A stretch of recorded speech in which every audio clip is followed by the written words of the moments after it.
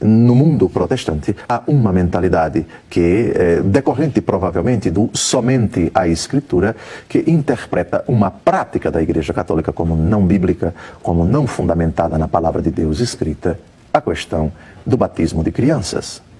A pergunta que se faz é: tem razão aqueles que assim pensam? No Novo Testamento, há indícios de que os apóstolos batizavam crianças? E o que responder a essas objeções? Vamos então investigar o Novo Testamento. E vamos, antes de tudo, fazer uma pontuação. Os apóstolos batizavam famílias inteiras. Não era apenas uma pessoa batizada. A fé, por exemplo, do pai de família, quando ele professava a fé cristã, recebiam o batismo ele, sua esposa e todo mundo de sua casa, e todo mundo de sua família. Crianças incluídas. É impensável no tempo de nosso Senhor Jesus Cristo falar de casa, falar de família, excluindo as crianças. Casa, família, parentes, isso inclui todas as pessoas, não apenas as que residem nesta casa, mas as pessoas da sua família, incluídas as crianças. Vamos investigar alguns textos do Novo Testamento, começando pelo livro dos Atos dos Apóstolos, capítulo 10, versículos de 1 a 2. Havia em Cesareia um homem, por nome Cornélio, centurião da corte que se chamava Itálica. Era religioso, ele e todos os de sua casa eram tementes a Deus. Todos os de sua casa. Dava muitas esmolas ao povo e orava constantemente. No outro dia chegaram a Cesareia. Cornélio os estava esperando, tendo convidado os seus parentes e amigos mais íntimos. Parentes e amigos mais íntimos. Estando Pedro ainda a falar, o Espírito Santo desceu sobre todos os que ouviam a santa palavra. Então Pedro tomou a palavra. Porventura, pode-se negar a água do batismo a estes que receberam o Espírito Santo como nós? E mandou que fossem batizados em nome de Jesus Cristo. Rogaram-lhe então que ficasse com eles por alguns dias. Reuniu Cornélio toda a sua família, amigos íntimos.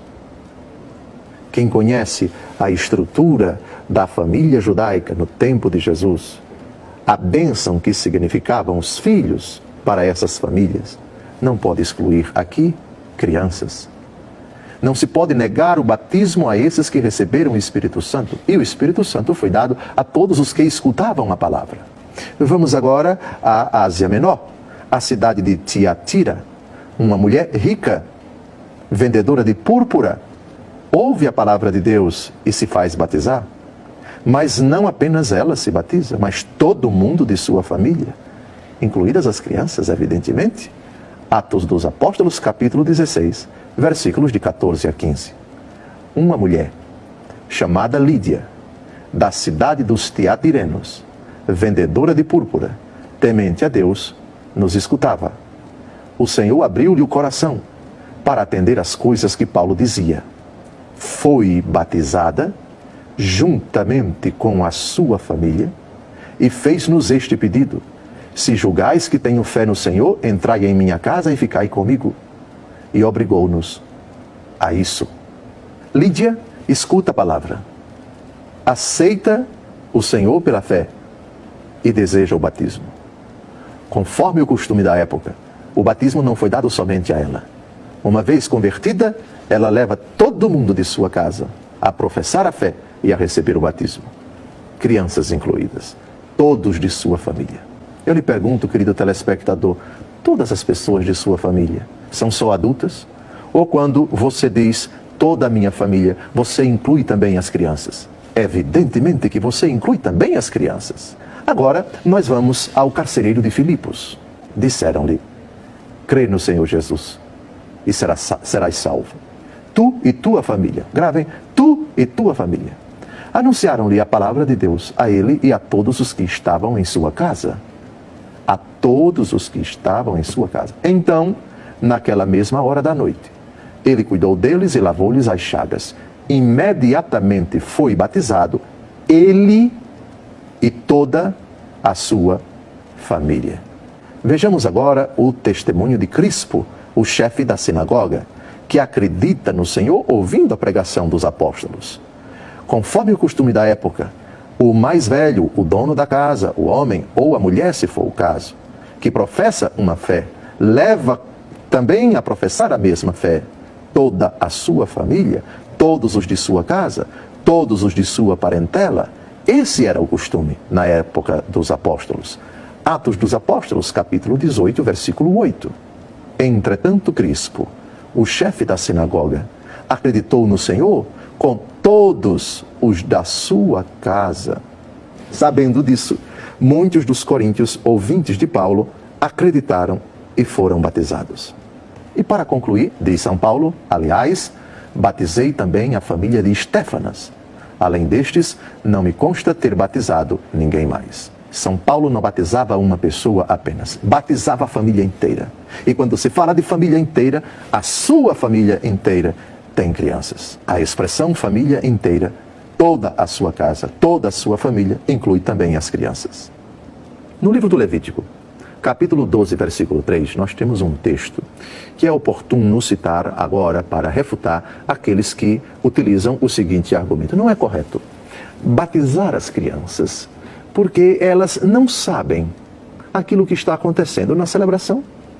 É preciso deixá-la crescer para que ela se faça batizar. O que dizer desse argumento? Um argumento falaz, um argumento pífio. Vamos ao livro do Levítico. Antes da instituição do sacramento do batismo, no Antigo Testamento, nós temos uma instituição chamada circuncisão. Qual era a idade? Segundo o Antigo Testamento, segundo a palavra do próprio Deus a Abrão, no capítulo 15 do livro do Gênesis, quando ele instituiu pela primeira vez a circuncisão e determinou que todos os machos, todos os varões, fossem circuncidados. Qual era a idade? Idade adulta ou quando bebê? Logo depois de nascido, no 8º dia, far-se-á a circuncisão do menino. No 8º dia, depois de nascido, cai por terra, portanto, essa argumentação de que é preciso deixar a criança crescer para ela escolher se quer ser circuncidada ou não. Até hoje, os judeus circuncidam os seus bebês do sexo masculino 8 dias depois de nascidos, queiram eles ou não. Aliás, essa argumentação, na nossa experiência, não tem fundamento nenhum.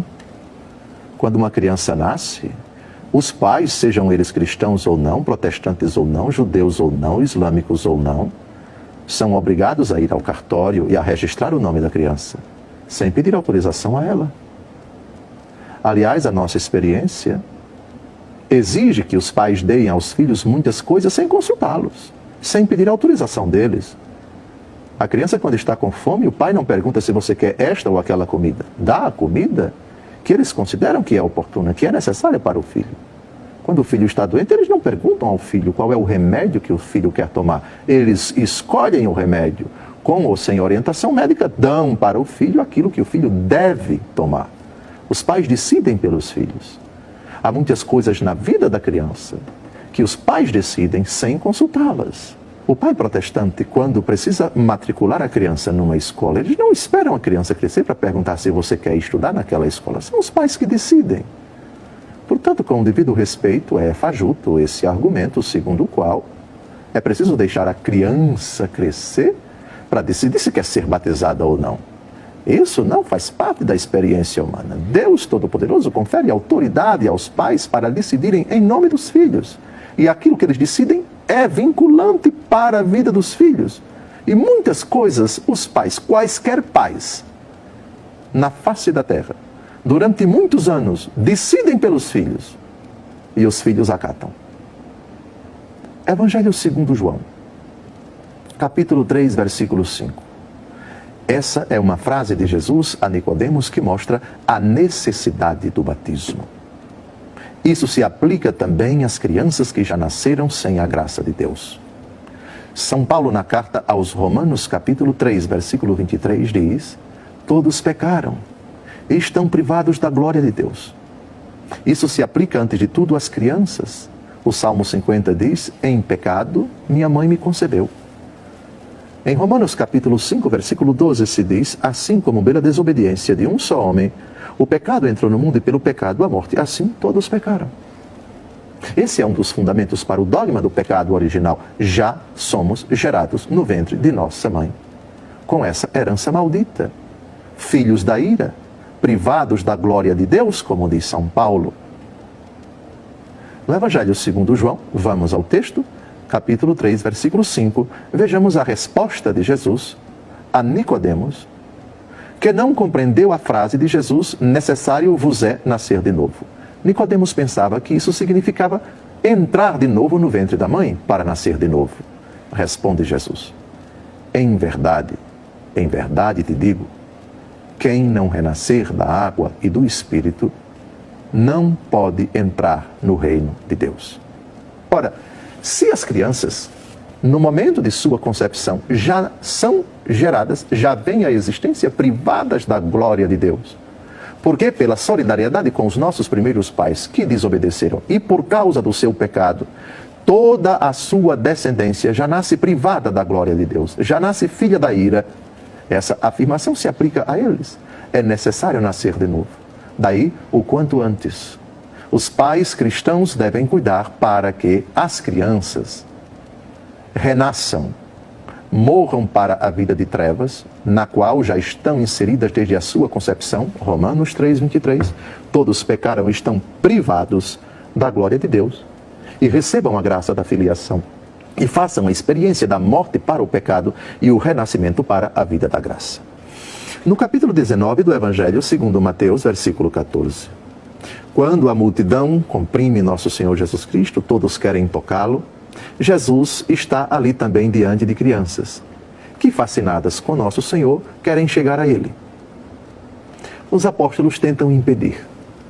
E Jesus os repreende docilmente com essa afirmação que bem se aplica à questão do batismo de crianças.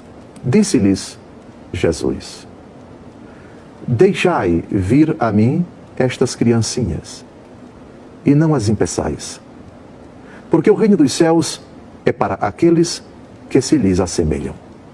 Um pai cristão que diz: eu não vou dar o batismo para o meu filho, no fundo está desobedecendo a esta ordem de Jesus.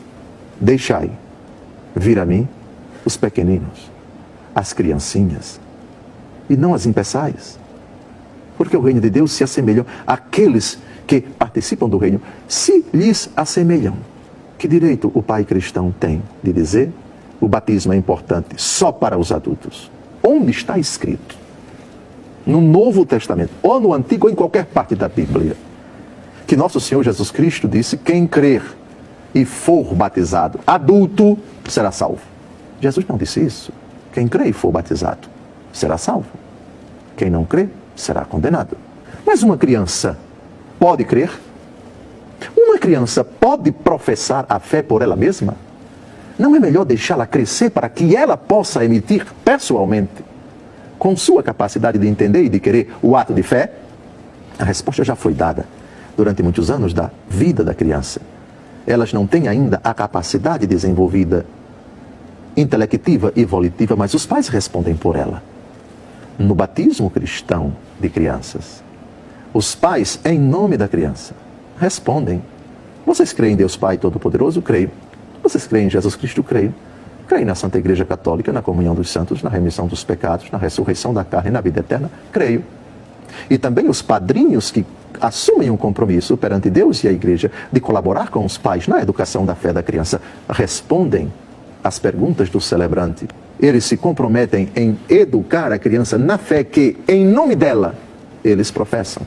Fé que é da Igreja, fé que é dos pais, fé que é dos padrinhos, a fé que é transmitida. Reparem, o protestante que não batiza a criança, mas na tenra idade leva a criança para o culto, sem consultá-la, sem pedir autorização a ela. Não, eu levo a criança porque é minha obrigação de cristão educá-la na santa palavra de Deus, levá-la para o culto. Certo? Parabéns. Mas por que não o batismo? Se você dá a Bíblia para ela sem consultá-la, se você a ensina. Católico que ainda não batizou a criança, bebê. Batismo é para ontem. Não é para hoje não, é para ontem. Já devia ter batizado. O Código de Direito Canônico diz que os pais cristãos devem batizar as crianças nas primeiras semanas de vida. O batismo de criança é para ontem.